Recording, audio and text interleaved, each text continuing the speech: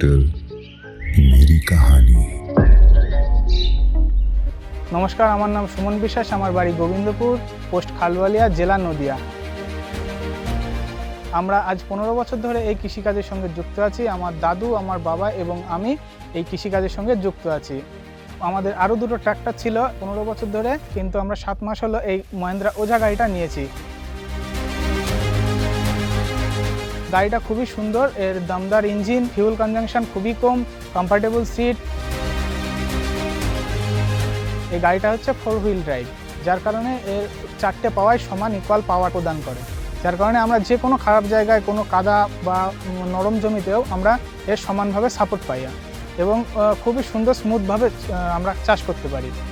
তো এর সার্ভিসের জন্য আমাদের যখনই সার্ভিসের প্রয়োজন হয়, তখনই আমরা সার্ভিস থেকে সঙ্গে সঙ্গে আমরা সাপোর্ট পেয়ে যাই। এর আগের গাড়িগুলোতে যেমন আমরা 250 ঘন্টা অন্তর সার্ভিস করতাম, এই গাড়িগুলোতে সার্ভিসিং 400 ঘন্টায় করতে হয়।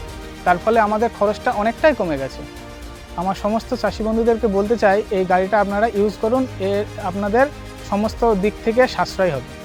যার কারণে আমি বলবো যে উন্নত মার্কেট, উন্নত চাষের জন্য এই গাড়িটা সত্যিই খুবই উপযোগী।